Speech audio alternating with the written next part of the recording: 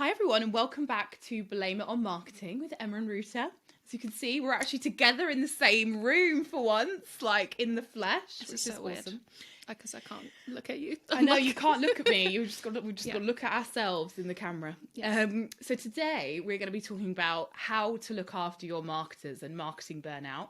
It's a real kind of issue in marketing communities and marketing networks that, you know, we are really slammed a lot of the time, you know, as this sort of podcast name like pertains. Quite often we don't always feel very listened to, and we're always struggling to get a seat at the top table. So Ruta and I thought we would get a cup of tea and we would sit down and chat about it. So Ruta, I think maybe we should start off with a bit of like personal stories in this kind of capacity, so people kind of get it a bit more. Yeah. I don't know. When have you, like, I know we've both felt like this Yeah. at certain times. Tell everyone, like, for you, what's the kind of stuff that's happened that has kind of like made you feel like burnt out or not listened to? I think the main one for me is when, you know, you're working towards a target, but there's things outside of your control, I guess, that are happening that will basically guarantee that you don't hit your targets because, you know, I don't care about anything else, basically. Simple as that. I mean, you do. I do, but like, you know, if I can't do my number, I'm going to be upset about it. So there's like, for example, there was a time when a bit of funding was coming in late and we couldn't ramp up, but obviously the target had already been set for the year with the intention that the funding is going to come early. And I was literally having a meltdown because I was in my spreadsheets every day and I was like, there is no way I can catch up to this number. Like, it was like millions in pipeline basically out, and I was just like, there's no way. And I think at that point it was like me and one other person in the marketing team, so like it just wasn't going to happen. Thankfully that got resolved very nicely because I brought it up as an issue to the CEO and he was like, oh shit, that's not good, let's fix that, let's readjust. So that was good, but for a good few weeks I was like, I don't know how we're going to do this. I'm going to get fired because there's no way I'm going to hit any of these numbers. And all of the marketing, all of the income was coming from marketing. So I was just like, this is it. So yeah, that's one for me. Yeah. Very similar story, actually. Well, similar, same but different. You know, where you've got a crazy target coming up and about 6 months out, like for me, I was sort of saying to everybody, we have this insane target. We need to start thinking how we're going to ramp up. You know, we've got the money, actually, in this case. We had the money. How are we actually going to ramp up? What things are we going to do differently? And how are we going to make sure that this doesn't feel like dropping off a cliff edge when we hit April 1st and the target's literally doubled? And it just did. It just went off a freaking cliff edge, man. And I felt really awful because I felt like I was watching this really slow car crash happen in front of me. And I could not do anything, and I couldn't also get people to listen to me. And that was like, it was probably one of the worst times for me professionally I think I've ever had, because I think people were a little bit like, la la la la la. You'll just do it because you're marketing, and you've got, I think that's the other thing, is that people are like, well, you've got the budget, so you should be able to hit those targets. But in reality, it's like, but I would have needed that budget, and I would have needed the team and the money and everything else and the plans, business plans, you know, around me 6 months ago in order to hit these targets as of April 1st. Yeah, that's a huge expectation problem, right? I always like go through this with clients. They're like, oh, why haven't you put in budget for the last 3 months of the year? And I'm like, well, that's actually next year's budget, depending on what your sales cycle is. And especially, I think if I'm thinking where this was, there's a long sales cycle. So yeah, you need to start ramping that way before. And also, it's quite hard to spend a lot of money very quickly, if you know what I mean. Like, it's not just like, money, here we go, let's spend it, because like, it's hard to do. Especially when the year before that, you know, for example, in this company's case, you know, you're brand building, you're doing all these other activities, you're building new websites, you're doing all of that stuff, which isn't necessarily got anything to do with demand gen. And then it's like, well, now we need to hit the demand gen and the MQL button. And it's like, that just is not... It's not a thing. That's not a thing, and it's just not going to happen. And I, professionally, like I say, it's one of the times where I have really felt blamed as marketing, you know, and it was really sad because I honestly, I do just wish people had kind of like actually gone, do you know what? I think she might know what she's talking about, and we'll listen to her, or we will, you know, sit down and have a conversation about it together with sales and everyone else. It just didn't happen. Also, that was basic logic, right? That wasn't even like us trying to cook anything in marketing and you have to like understand how the world works. No. It was just basic logic, which is even more frustrating. Oh, so sad. Yeah. Another similar thing that I can think of is, as marketing, you typically set goals on a quarterly, maybe monthly basis. And by the time you set goals as a team, you pretty much have a full rap sheet of what you're going to be doing. Like, you're stacked. Yeah. And then more often than not, and I'm sure literally everyone can relate to this, stuff will just come from somewhere, from someone, from the CEO, from sales, from blah, blah. And they're like, oh, we have to do this right now. And it's like top priority. And you're just like, we have like literally no capacity to do this. So no. And then, you know, people get upset. So that's horrible pressure as well, because you want to do things and, you know, these might be good ideas, but again, just capacity wise, it really stretches you as a team, which can be quite unhealthy if you just keep taking stuff on. Or in the sort of flip side of that is that you're doing something like you're running a campaign, and actually we talked about this in the 10 layers to sign off episode, is that you're doing something and then people railroad it. And you're like, there is a reason we are trying to get this campaign out in a timely manner at this particular point in time, because, you know, as marketers, we're kind of aware of like all of the socio-economic shit going on in the world, politics, everything. We are literally like across all of it in order to like basically sell shit at the right time to people. And then when someone comes along and they railroad the content piece, or they're like, I've got loads of opinions on this, and you can't get stuff out of the door. Oh my God. In 90% done, basically. Oh my God. Oof. It's that entire thing, especially like, you know what I'm going to say, like as soon as you've got a bit of content, it's gone in graphic design, man. And then someone's going to come along and be like, I've got loads of changes. And you're like, oh my God. Yeah. So that, again, I found that really, really stressful.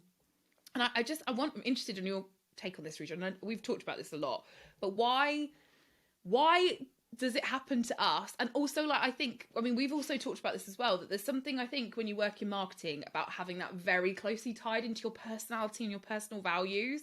It's like, why does this happen? And why can we also not let go when it does happen? Yeah, that's a great question. I wanted to discuss why this even matters and why we burn out in marketing. And you can burn out in any job. I'm not saying that, but like we see a lot, obviously, because we're in a marketing bubble. But I think it's because our job is innately externally validated. So if you're doing stuff and it's not being externally validated, you're probably not doing a good job. So then that becomes like a whole thing for you. And we tend to be also externally validated people. So that's how we feel successful and we feel valued. So when that is lacking, then you feel like just as a person, you're not doing the right stuff and you're not basically performing. And then when you look at like the type of people that are marketers as well, in terms of like family status, socioeconomic status, all of that stuff can be a little bit on the younger end, especially in startups where it's like high pressure. So you really become like your job and that's what your life starts to revolve around. So with all of those things, I think sales is probably a super duper close comparison to that. You know, like if you don't hit your number, you're not performing, you're not doing well. So what's the point, right? So you start to worry and then you start to act weird. And then that usually leads to worse performance. So you really have to keep that in check. And yeah, you know, we work with lots of companies and we see companies basically do a whole range of things, but sometimes you'll come across companies that just celebrate everything and there's a huge kind of kudos and like celebration culture, and some people might think that that's a bit much and it's like, well done, you're doing your job. But like things like that can make the hugest difference, especially when maybe you're like in the starting phases where there's like, you know, things are just warming up and that kind of thing, or you don't have a marketing department yet and you need all of that stuff because just the nature of the people that are going to be working in marketing are so externally motivated. Like you absolutely have to cover that off. Yeah, I agree. I think a lot of it is to do with company culture, right? Because I think if you've got a culture, and we've talked a lot about psychological safety. It goes a long way. People are like, well, how do you get that? hire yourself a decent bloody HR person. Like, first of all, we're not here to solve that problem.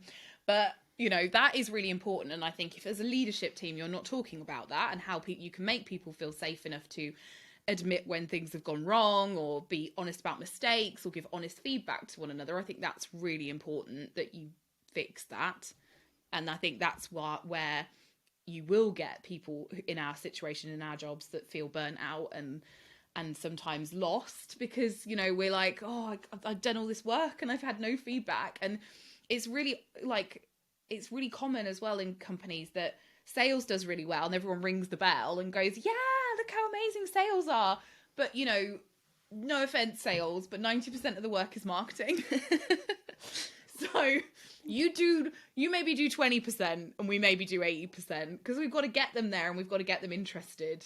And by the time they come to a salesperson, especially in SaaS, we probably know that they're gonna probably buy. If you get in front of them and you get a good demo, you know, most of the time that's good. Like a 1 in 4 is the normal conversion rate at that point. Exactly. So I think that plays a lot into it. I think organizations have got to like celebrate, people just doing their job, and also where other people have been involved in that as well. Because like the other thing that happens as well with the sale is that, again, in SaaS a lot, is that the salesperson will bring in a customer success manager as well to support with the sale, or the CEO or whoever it might be, to help get it across the line. It's a group job. It's a group job, man. Which is fine. And just because you get the bloody commission doesn't mean you did all the hard work. So I think there's definitely got to be some sort of recognition for that.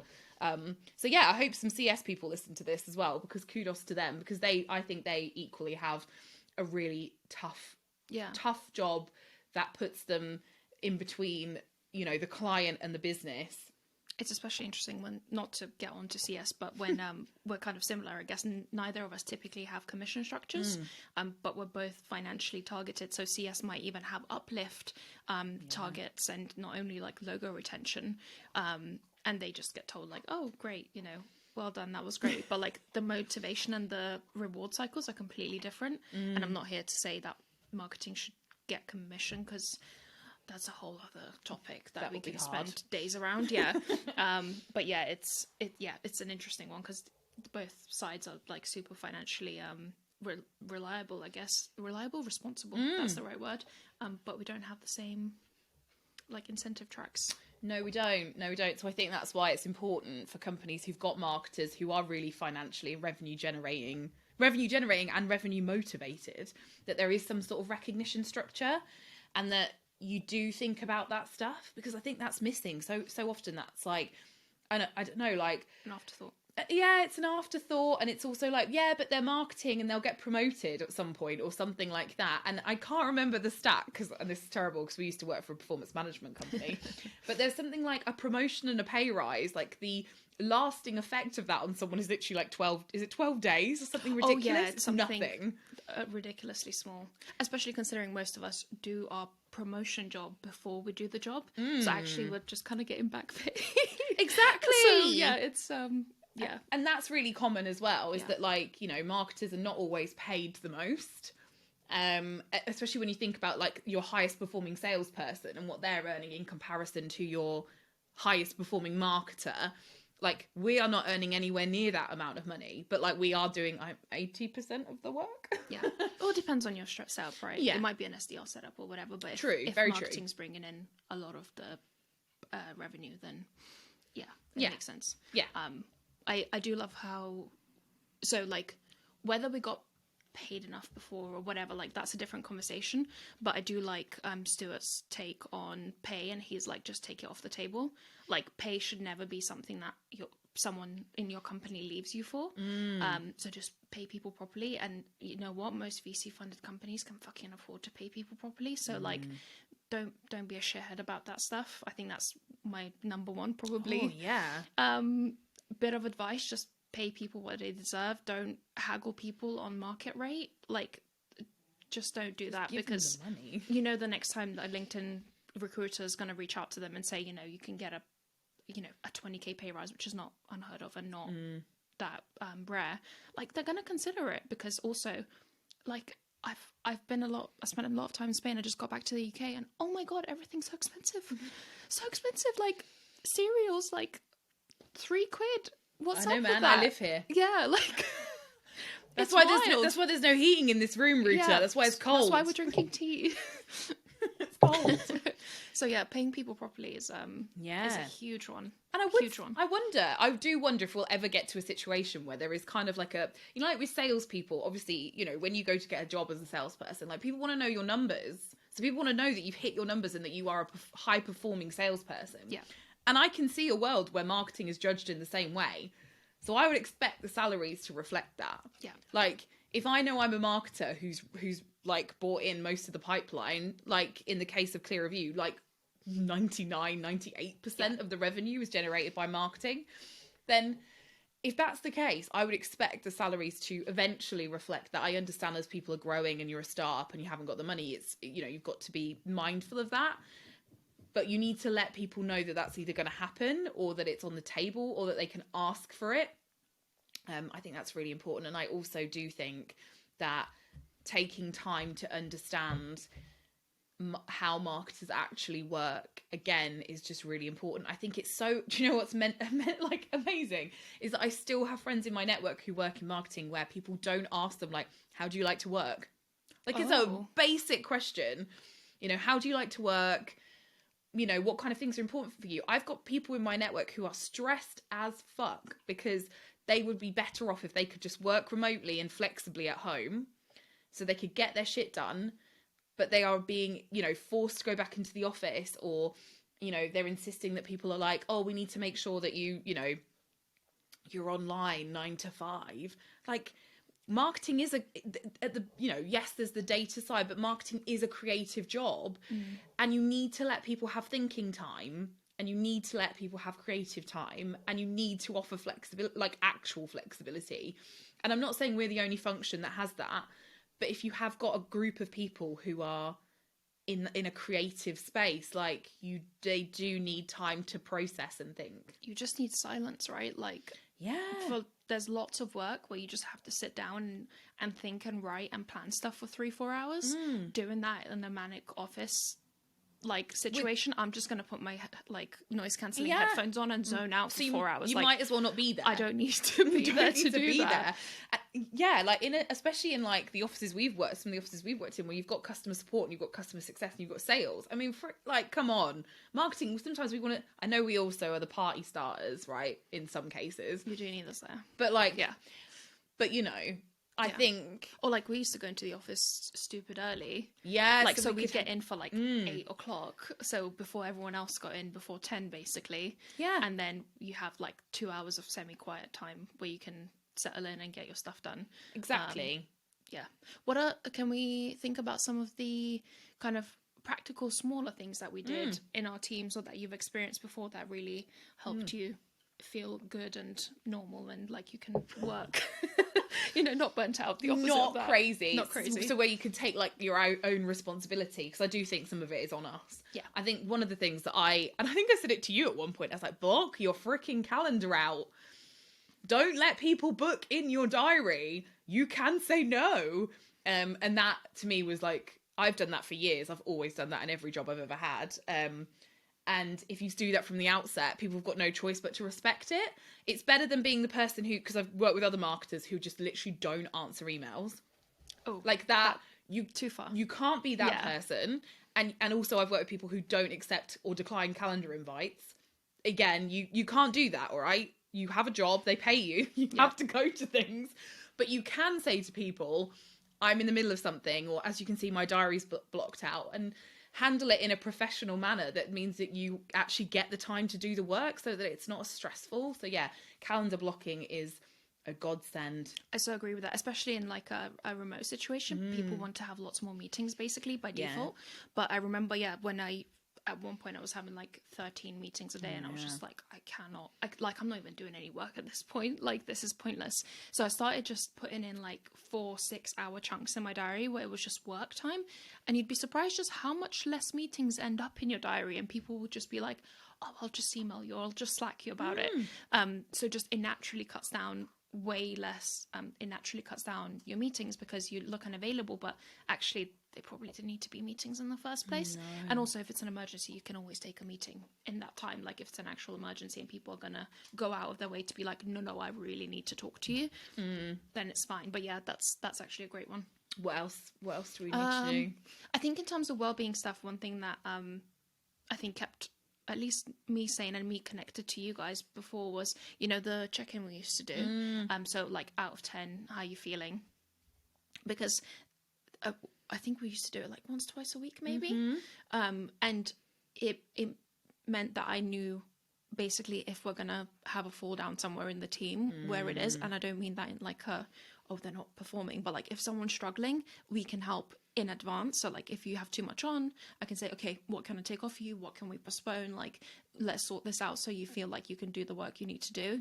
And, stuff happens all the time. The whole, don't bring personal stuff to work is bollocks. Like it's always going to be on your mind. It's always going to affect you emotionally. So I totally don't subscribe to that. So yeah, just having a check-in, which is basically like on a scale of 10, how are you feeling? Yeah. Emma might say 5 and I'm like, okay, what can we do to improve that? And then Emma can be like, okay, I've got this and this on, can we like reduce that? Fine, let's do that. That I really appreciate doing. I loved that, and obviously we like used to do that together when it was like, especially mid pandemic, right? Because it was, we did it before, I think, didn't we? I think so. Can't remember. It's can't remember. Time. Yeah, but it works really well because at some point you are going to have people who are like, I'm a 2, like you were going to be like, I'm a 2 today, but tomorrow I'm a 6, and that's okay. Because you're totally right, Ruta. Stuff happens outside of work. We have lives. We are human beings. We have to give people time to do that.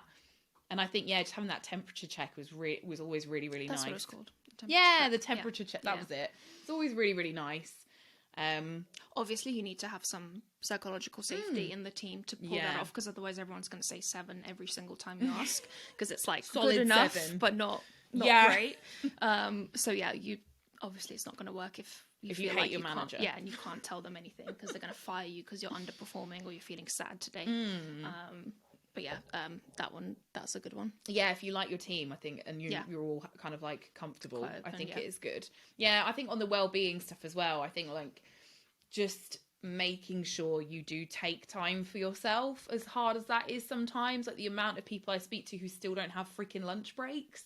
Like, have a lunch break.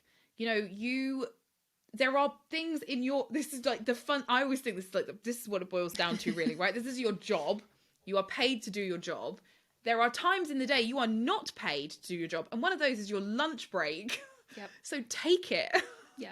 And I know sometimes that's really hard to do because you're really busy. You might be in the middle of a campaign or whatever, but you will be surprised at what going and having proper lunch, taking a break, sitting down, going for a walk, whatever it is you want to do on your lunch break actually does. Like, it's a really simple thing.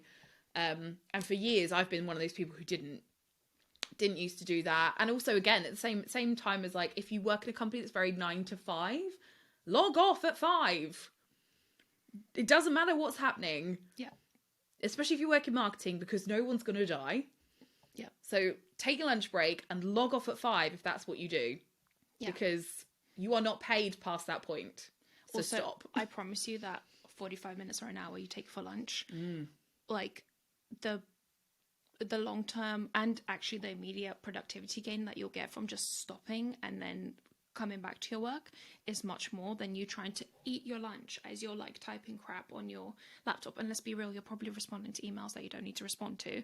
Like, it's not worth doing. I think we were really strict about our lunches. We used to always, like, something would have to be going on that's like the website down. Yeah, the website's down, like we're eating at our desks. But apart from that, we used to always come outside or go sit in the meeting room and have lunch with everyone. And also, as a company, in terms of culture, if you encourage everyone to take lunch and have a space for them to take lunch, it means that relationships get built. You get to talk with, all the other teams. All of that good stuff is happening, which is actually so valuable as a marketer, because you're going to hear people have conversations about clients. You're going to see what sales are doing, like all of those things. Or just how everyone is. Yeah. But like it really helps anyway. Like, that's a bonus. That's not something that you should be trying to avoid because you're saving time. Yeah, exactly. I've got a really good one.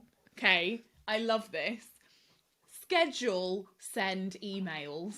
Oh, yes. Right? Because Game changer. sometimes someone sends you a shitty message and you need to think about how to respond. And drafting an email and leaving it in your inbox, and then or scheduling a send for later on, because like, you know, if it's really shitty and you need to respond in a certain way, like that's totally fine. But I always think you need to give yourself time. I would never hit send on an email like that straight away, ever. So like, schedule send. Also, if you are doing things like this, I think this goes to about respecting your team and your colleagues around you. If you are one of these people who is working on a Sunday night, and even though Aid said on the last one of these episodes about sending an email on Sunday night, which I think is naughty, I don't think he should do it. Schedule it for Monday morning, Aid, schedule the email for Monday morning, even if you do it on a Sunday night. Yeah, like it's that respecting the sort of like the bandwidth and the timing of things. Like, I don't want to hear from someone at 5 o'clock on a Friday. Don't do it. Sorry, Emma's dog is letting me pet it and I'm having a great time here. Yeah, so agreed. Dog company. And you can also manipulate like time schedules a little bit with that. So let's say you have to catch up on work because, you know, you weren't feeling it on Friday or whatever, and that's fine, you do you. It not only makes other people feel comfortable because you're emailing them within the certain time, but for example, if you know that you don't need to deal with something right now and you can stretch it out by scheduling an email later, because sometimes, you know, you end up in that back and forth, do that, because it really saves you some time and really allows you to get on with whatever you need to get on, but you know that you've handled it and it will come in later. So I like it from that perspective as well. Oh, definitely. Like if you know, like there's some people like you're going to email them and you know that you're going to email them and you're going to get feedback like straight away, or you're going to, you know, this is going to like, definitely like you buy yourself more time. Yeah. Absolutely. Yeah. Definitely. Or, you know, like I'm fairly distractible. So if an email comes into my inbox, I will look at it and then I will lose track of whatever I'm doing. So like scheduling emails for later so people can respond to me later when I'm basically ready for it. Just game changer. I love that. Yeah. Also, like, I'm someone who works really early in the morning. I'm a really good morning person. That's really annoying for a lot of people. Yeah. So like I was working at 6 o'clock this morning till like 9. Me too, mate. Hey, we're so cool. Yeah. And I scheduled all the emails to go out at like 9:30 when everyone's got to work. No one wants to see an email from me at 6 a.m. because they will think I'm having a breakdown, which I probably am. Also, as a marketer, you know, sometimes that, you know, if you're not sending an email at a good time, it's got a lesser likelihood of getting a response. So like get it in their inbox, at the top of their inbox in the morning when they're going to be looking, you know, you're going to have a better response rate, because people usually look through their emails in what came in the latest, not what came in the furthest away, if that makes sense. Even if it's a day worth of emails, you look at the top of your inbox, right? Always. So that's a great hack for so many reasons. Yeah, it's my favorite thing. I've done it for years and it has saved me so much time. Like, it's unbelievable. Yeah. Especially difficult conversations. Definitely easier. Yeah. What else have you got? I'm trying to think. I've got one. So it's kind of riffing off of Emma's scheduling thing, purely because of the kind of work we do. You need to have blocks of time for solid head down work. But the other thing that I also really like to encourage people to do is to schedule in like random creativity and research time. Yeah. So I would say at least once a month, give yourself a couple of hours to just go look at new things, because like there's so much new marketing tech, like techniques, everything happening all the time that you might feel like you're, you know, being really slow and getting kind of behind on everything.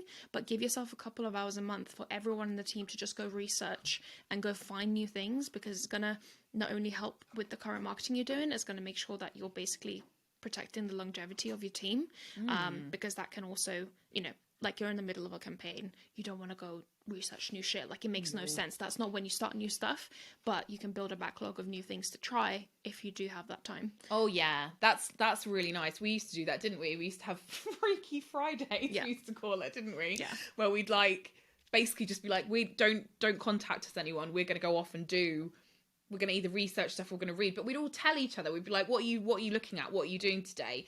And that was something I really appreciated, because it's like you've got room for some personal development. So it might not always have been marketing stuff. It might have been something else.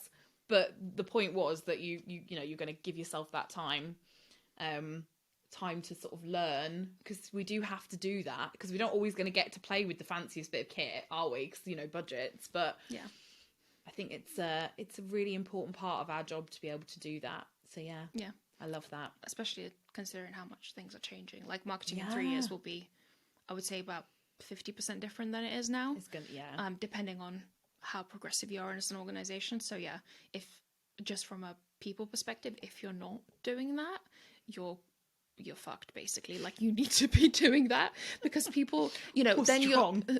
you're fucked. You know what? I'll stick with it, because it means that you're relying on your staff to be learning outside of work on their own back, which is a recipe for a disaster, if you ask me. I mean, yeah, because we won't do it. We just won't do it. Or we'll do stuff that we like. That's not necessarily, to do with work or whatever. Yeah. So yeah, you can't bank on that. No. And some people just don't. That's not the natural thing for them to do. They don't want to research. They don't want to maybe go and do that stuff, which is also completely fine, because you get paid for doing your job. Like, that's completely fine. So yeah, don't miss that one. No. I've got one more, and then should we wrap up? Yeah. My final one is, and it kind of goes around being organised and project management and stuff, is I do think that every marketing team benefits from using a project management tool, and there are loads of free ones. You can use Monday for free, you can use Trello for free, and I think using that collaboratively with your team, and also maybe even outside of your team. I worked with one company once where we had our Monday embedded on the company intranet page, so that everyone could see what marketing was doing, and it's obviously live updates. Yep. So, it's like no one needs to know, like, ask what we're doing, because it's like public. It's public knowledge. It's like having a roadmap for your product, and you've got a public facing roadmap for marketing. That was really cool. And I think, but part of that is building in structure around how do you actually want your marketing function to work. So we always used to do stuff on a quarterly basis, and we knew that we were going to have like a big campaign. There'd be some other little bits and pieces, and we knew that it's like, this is how long the campaign's going to take. This is how long it's going to take us to produce the content. This is how long promo is going to go on for. And then we're going to have a retrospective at the end of that, where we go back and we look at what we did and we achieved, and either celebrate or commiserate, depending on try again, depending on what it was. And I think because we had that structure, we knew that that's how we were always going to do things. So it's not hard to then find time for that creative thinking and all of that kind of stuff, and block your diary out, because when you're ramping up, when you're ramping down, and then when you've got that bandwidth for thinking ready for the next thing. You're never like, oh, I wonder when we're going to do something again, or, that kind of stuff. You're always doing that. So there's always that actual time built in for some personal development. So I think that, to me, is like, I'm super organised and anal and anxious, and I just can't cope if people are not organised. So, it's a godsend. Yeah, I agree. Also, it allows you to have the right expectations and to know what is always expected of you at all times, so you're not kind of sitting there being like, oh, I don't know if I'm doing enough, or like, should I be doing other stuff, or like, what's going on. It just makes it more clear, and the bigger your team gets, the more important this is, because like, if it's me and Emma, we can pretty much chat through it at all points, but if it's like a team of 10, you got to know how everything's going to be coming together, because it's way more complicated at that point. Yeah, definitely. Wonderful. Thank you. Wrap up? Yeah. If you have any top tips, and obviously, like, we haven't even covered a smidgen of them, please leave them below, or comment on our LinkedIn, and we'll collate them and we can make a little nice post out of it. So we'd love to see what you guys do for yourselves and also within your teams. Thank you so much for watching, and yeah, we'll be back with another episode soon. Thanks. Bye. Bye.